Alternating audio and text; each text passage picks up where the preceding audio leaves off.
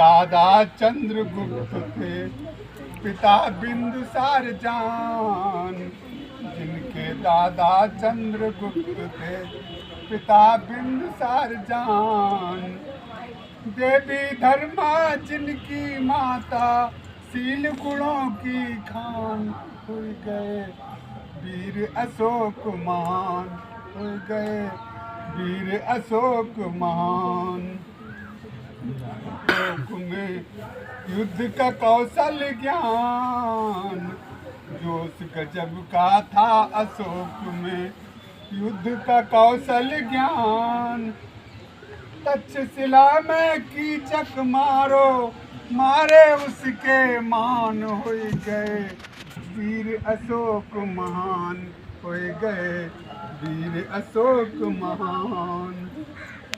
बड़े बड़े राजा जिनके आगे छोड़ गए मैदान, सरल रास्ता बुद्ध ने जो सिखाया, सरल रास्ता तुम नहीं चलना चाहो तो मैं क्या करूं। जब थी धरती पे मानवता अकुला रही, हो चुका था यहाँ सबका नैतिक पतन। शांति की बात करने को तब बुद्ध का कपिल वस्तु में था, फिर हुआ आगमन। कर गए शुद्ध धरती यहाँ बुद्ध जी, कर गए शुद्ध धरती यहाँ बुद्ध जी। तुम नहीं रखना चाहो तो मैं क्या करूं।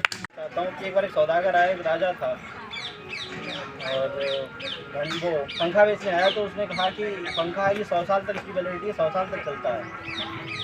और पंखा 100 साल तक चलता है, इसकी वैलिडिटी 100 साल के लिए राजा ने समझ गया कि पंखा ऐसा है, पंखा 100 साल तक चल जाएगा। तो उन्हें पता था 100 साल तो पंखा चलेगा नहीं, तो लेकिन उसने बोला कि इसकी वैलिडिटी है। तो राजा की जब खबर पता चली, उन्होंने कहा ठीक है सामने लेके आओ। उसने कहा सामने, राजा के सामने आए, उन्होंने कहा भाई ये पंखा है और ये 100 साल तक इसकी वैलिडिटी है, 100 साल तक चलेगा। ठीक है, राजा ने कहा पंखा दे जाओ, इसकी जो कीमत है वो मैं तुम्हें दे दे रहा हूँ, और एक काम करना तुम 1 हफ्ते बाद फिर दोबारा से आ जाना पता करने के लिए पंखा कैसे चल रहा है। और ठीक है भाई चले, सर पे वो पंखे वाला चला गया। 1 हफ्ते के अंदर वो क्या हुआ, पंखा जो था वो टूट गया पंखा वो। अब राजा को भरोसा हो गया कि वो पंखा टूट गया, अब तो वो पैसे नहीं आएगा। वो जब पंखा टूट गया, वो उन्हें राजा को भरोसा कि पंखे वाला दोबारा वापस आएगा नहीं, क्योंकि पंखा उसे ही भरोसा हो पंखा टूट जाएगा। वो जब 1 हफ्ता हुआ वापस 7वें दिन फिर वो आदमी आया पंखे वाला, उसने कहा कि ये पंखा, राजा ने कहा पंखा तुम्हारा टूट गया, जगह से तुम्हारा पंखा था। बोले कहा इसका मतलब राजा ऐसी बात है कि हमें लगता है आपने पंखा चलाया कैसे था ये बताओ। और पंखा हमने ऐसे चलाया जैसे ऐसे करके। बोले कि ऐसे नहीं चलाना था पंखा, पंखा एक जगह रखना था, अपना चेहरा ऐसे करना था आपको। बोले इसका क्या मतलब है। बोले ऐसा पंखा हमने आपको दिया था, इसको 100 साल तक चलाना था। मैं बात कर रहा हूँ संविधान की, संविधान हमें सही लिखा मिला था एग्जैक्ट, हमने बदलाव अपने अंदर करना था, ना कि हमें संविधान के अंदर बदलाव करना था। हमें संविधान के अकॉर्डिंग चलना था। अगर कहीं पे कोई जितना भी जाते, कोई भी अगर कहीं भी वो आ रहा है कि इस दायरे के अंदर कोई भी चीज़ करनी है तो उसी दायरे के अंदर करनी है, ना कि हमें संविधान को बदल देना है। तो हमें अपने आप में परिवर्तन लाना है, ना कि संविधान के अंदर परिवर्तन लाने थे। तो पंखा भाई इस तरह रखना था, हमें अपना चेहरा इधर उधर करना था, ना कि पंखा इधर उधर करना था। वैलिडिटी उसकी पूरी 100 साल थी और उनकी बात बिल्कुल सही थी, लेकिन हमें पंखा नहीं लाना था।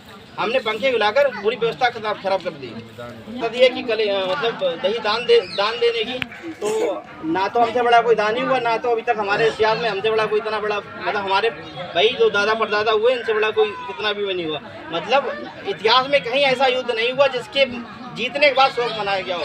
पूरे इतिहास में ऐसा कोई युद्ध नहीं हुआ जिसमें जीतने के बाद भी मातम मनाया गया हो। केवल कलिंग युद्ध ऐसा है जिसमें जीतने के बाद मातम मनाया गया हो। हर युद्ध में जीतने के बाद में क्या होता था, जश्न मनाया जाता था। केवल एक युद्ध है इतिहास में। तो मैं एक अपने अंदर कई बार बात रहती है कि सम्राट अशोक की मैं क्या बोलना चाहूँगा।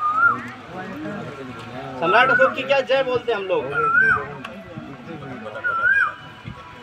तो अब एक सम्राट अशोक की एक बार, सम्राट अशोक की जय हो, सम्राट अशोक की, सम्राट अशोक की जय हो। अब ये तो बात हो गई कि हम उनकी जय विजय उनने अपनी करवा ली थी। अब हमें जिम्मेदारी उठानी पड़ेगी उनकी, और कहीं ना कहीं वो हमारे खून के अंदर हैं। तो एक मैं चाहूंगा कि आप लोग एक बार ये बोलें कि सम्राट अशोक हमारे खून में, मैं बोलूंगा सम्राट अशोक, आप बोलेंगे हमारे खून में, ठीक है? सम्राट अशोक हमारे खून में, सम्राट अशोक हमारे खून में, सम्राट अशोक हमारे खून में। हमारे देश में, हमारे देश के महान शासक सम्राट अशोक को चक्रवर्ती सम्राट अशोक बोलना चाहिए, क्योंकि चक्रवर्ती एक ऐसा शब्द है कि उस टाइम का जो सम्राट हुआ है केवल उसी एक को बोला जाता है चक्रवर्ती। तो ऐसे महान शासक की आज हम जयंती मनाने यहाँ आए हैं। तो सबसे पहले महान सम्राट अशोक को नमन करते हुए और भगवान बुद्ध को नमन करते हुए और हमारे यहाँ आए हुए बड़े ताऊ जी, चाचा जी एवं माता बहनें जो भी हैं सबको नमन करते हुए मैं आप लोगों से, जो हमारे युवा साथी हैं, उन लोगों से एक बात कहना चाहता हूं कि जैसे हमारी कोई भी मतलब हमारे इतिहास का कोई भी जो जैसे प्रोग्राम होता है, जयंती मनाते हैं हम किसी को मालूम नहीं होता है। किसी से मैं कहता हूं कि प्रोग्राम है भैया आ जाना, तो लोगों को ये लगता है कि जो जिम्मेदारी मेरी है, क्या मैं ऐसा कर सकता हूं कि सब जो भार है सब मैं अपने ऊपर ले लूं और प्रोग्राम हो जाए? क्या ऐसा संभव है? बताएं आप लोग। नहीं संभव है। तो मैं युवा साथियों से और जो बड़े लोग हमारे ताऊ जी हैं, चाचा जी हैं, पापा हैं और मम्मी लोग हैं और जो बड़े लोग हैं हमसे, उनसे मेरा निवेदन रहेगा कि अगले जो जयंतियां मनाई जाएंगी, हमारे इतिहास के जो महान शासक रहे हैं, महान लोग हुए हैं, महापुरुष हुए हैं, तो उनकी जयंतियां मनाएं, तभी हम कुछ समझ सकते हैं, अपने समाज के बारे में कुछ जान सकते हैं, अपने समाज के बारे में। और जो नई पीढ़ी है, हमारी युवा पीढ़ी है, उनको कुछ आप हमें जैसे अभी मुझे तो ज़्यादा मतलब इतिहास में जो कुछ मैंने पढ़ा है उतना मुझे मालूम है, लेकिन जब तक हमारे बड़े हमसे जो बड़े हैं, बुजुर्ग हैं, वो हमें नहीं बताएंगे तब तक हमें कुछ नहीं मालूम होगा। जैसे आज सम्राट अशोक जयंती हुई है तो इसमें कुछ तो पता चला है कि जैसे कौन से सम्राट हुए हैं, कहाँ हुए हैं और कौन कौन रहा है हमारे इतिहास में। तो आगे भी जो भी प्रोग्राम होंगे तो हम उसमें सहयोग लेंगे और सहयोग करेंगे और सहयोग मनाएंगे, जयंती मनाएंगे। धन्यवाद। सभी जनों का मेरा नमो बुद्धाय, जय भीम। और जो बातें इतनी हुई हैं, लेकिन जो हमारे मेन समस्या थी, जो मेन जानकारी थी, वो तो मिली नहीं। 2024 साल पहले एक ऐसे महापुरुष का जन्म हुआ जिसने इतिहास में इतना बड़ा जो है इतिहास रचा, जिनका नाम है महान सम्राट चक्रवर्ती सम्राट, जिसे बोल सकते हैं अशोक मौर्य जी या अशोक सम्राट भी बोल सकते हैं, जिनका आज हम लोग जन्मदिन मना रहे हैं। और ये 2025वां जन्मदिन है जिसको आज हम लोग यहाँ पे मना रहे हैं। अगर हम इनके इतिहास की बात करें तो इनके इतिहास में इनके पिताजी का नाम जो था बिंदुसार और इनकी माताजी का नाम था सुभद्रांगी। वो एक दलित नहीं, शूद्र महिला कह सकते हैं। और इनके जो पिताजी थे बिंदुसार, वो एक क्षत्रिय वंश के थे, क्षत्रिय राजा थे। तो पहले होता था ना कि उनकी कई रानियाँ होती थी, तो इनकी भी 16 पटरानियाँ थी बिंदुसार जी की, उसमें से एक थी सुभद्रांगी और उन्हीं की संतान थे सम्राट अशोक। उनके 100 पुत्र पहले हो चुके थे और 101वां पुत्र था अशोक। जब ये पैदा हुआ तो इसकी स्किन एक छिपकली की तरह थी। जैसे आपने छिपकली देखा होगा, कभी छिपकली को पकड़ देखना, छूने में कैसा लगता है, बहुत घिचकिची लगती है कि अरे क्या पकड़ लिया। तो ऐसे ही हमारे जो थे अशोक जी थे, तो इनके पिताजी ने इन्हें दुत्कार कर मतलब छुआ नहीं था कि ये मतलब क्या पैदा हो गया मेरे घर में। तो इनकी जो मतलब उनकी माता थी सुभद्रांगी, उन्हें बहुत बुरा लगा कि मेरे मतलब बच्चे के साथ ऐसा व्यवहार हुआ। तो उन्होंने क्या किया, अपना घर त्याग दिया, वो महल छोड़ के वो दूसरे महल में रहने लगी। और एक महिला मतलब एक माँ ने अपने बेटे को ऐसी शिक्षा दी, अपने मतलब उसको पला बड़ा करके और एक ऐसा महान सम्राट बनाया। तो महान कैसे हुए ये, तो बहुत ही मतलब बचपन से ही बहुत ही अच्छे मतलब थे, खूब सुडौल थे, मजबूत थे, खूब लंबे चौड़े खूब। और माता ने शिक्षा दी थी, हथियार चलाना जानते थे, शिकार करना जानते थे। और उसमें से जो बिंदुसार जी थे, उनके एक बड़ा पुत्र था सुसीम को वो बहुत प्यार करते थे। जो बिंदुसार थे उन्हें अशोक से कोई मतलब नहीं था, लेकिन वो सुसीम को इतना लाड़ प्यार करते थे कि वो उसी को ही राजा बनाना चाहते थे। लेकिन हुआ क्या, बन गए अशोक जी। अब कैसे बन गए वो भी सुनिए। हमारे भारत की अगर हम बात करें तो भारत को आप अगर जिसने पढ़ा होगा तो नीचे आइए, नीचे के हिस्से को बोलते हैं साउथ, यानी कि दक्षिण वाला भारत। तो दक्षिण भारत में क्या हुआ, जैसे मान लीजिए मोदी जी कहाँ बैठे हुए हैं, कहाँ बैठे हुए मोदी जी, दिल्ली में बैठे हुए हैं मोदी जी, दिल्ली में बैठे ना। अगर यहाँ पे अगर हम मोदी जी के बारे में गलत बोलते हैं तो उठा के कौन ले जाएगा, पुलिस प्रशासन उठा ले जाएगा। लेकिन उस समय भी ऐसा था। हमारे जो अशोक सम्राट जी थे बैठते कहाँ थे, पाटलिपुत्र पड़ता है बिहार में। बिहार की राजधानी थी पहले मगध, तो वहीं पाटल उसका पूरा नाम था पाटलिपुत्र। वहाँ पर अशोक सम्राट जी बैठते थे। तो लेकिन विद्रोह कहाँ हुआ था? दक्षिण में, नीचे साउथ में। अगर आपने बात होगी केरल, कर्नाटक, तमिलनाडु वगैरह यहाँ की जो राज्य हैं उनको हम लोग अभी बोलते हैं दक्षिण में। तो वहाँ पर विद्रोह हुआ। विद्रोह मतलब राजा के खिलाफ हुआ कि ये राजा गलत कर रहा है, ऐसा है। तो ऐसे विद्रोह को दबाने के लिए जो हमारे बिंदुसार जी थे उन्होंने क्या किया, अपने लाडले बेटे सुसीम को भेजा। सुसीम को भेजा वहाँ पर, लेकिन सुसीम गए, डर के मारे भाग आए कि हमसे तो ऐसा होगा नहीं। अब बात आई अशोक की। सब लोग भाई, जैसे गांव में एक लड़का होता है, एक बदतमीज लड़का होकर गांव में, तो उसे सभी डरते हैं, जो गुंडागर्दी में ऐसा होता है ना। तो वैसे ही हमारे अशोक जी थे। तो अशोक का नाम लिया कि चलो अशोक को भेजा जाए। तो अशोक गए। तो अशोक के पास उनके जो उनके पिताजी थे बिंदुसार, उन्होंने जानबूझ के उनको 4-5 सैनिक दिए कि बस इतने में जीत के लाओ। तो भैया गए वो। तो मतलब जो जहाँ विद्रोह हुआ था उससे 1-2 किलोमीटर पहले ही वो रुक गए। तो वो क्या करते, जैसे मान लो सुबह हुई तो उन्होंने अपने 2 कैंडिडेट भेजे और जाओ कि फैला गया हो कि चंड अशोक आने वाला है, सभी लोग मतलब जो है अपने हथियार वगैरह डाल दो, विद्रोह शांत कर दो। तो लोग जाते थे, सुनो सुनो सुनो, अभी अगर मान जाओ तो मान जाओ, नहीं तो फिर चंड अशोक आएगा। क्योंकि फेमस तो पहले आदमी हो जाता है। जैसे लड़ाई झगड़ा हो, जैसे आपके गांव में लड़ाई झगड़ा वाला करने वाला हो तो आप उसे लेके जाओगे कि अरे वो खलीफा आ रहा है। ऐसे ही अशोक जी थे। तो उन्होंने कहा कि चंड अशोक आएगा और सबको। तो क्या हुआ, जो विद्रोह कर रहे धीरे धीरे धीरे धीरे अशोक जी के साथ मिलने लगे और विद्रोह अपने आप दब गया। लेकिन उसके बावजूद भी बिंदुसार ने उनको राजा नहीं बनाया। तो जो सुसीम था अब उसको लगने लगा कि ऐसा ना हो कि ये अशोक को राजा बना दिया जाए। तो बिंदुसार ने क्या किया, उनको मारने की, अशोक जी को मारने की प्लानिंग करने लगी। लेकिन अशोक को ये कुछ नहीं पता था कि उसके साथ ऐसा षड्यंत्र रचा जा रहा है। वो उसको भाई ही मानता था। लेकिन ऐसा हुआ क्या, फिर कुछ दिनों बाद जब वो बूढ़े हो गए बिंदुसार, उसके बाद जो उनकी माता जी थी शुद्रांगी, उनकी हत्या कर दी गई। जब अशोक को पूरी बात समझ में आई तब उसने अपने पूरे वंश को, मतलब वंश को कहने उसने अपने भाइयों को, जितना जो भी था सबको मार मूर के राजा बना था।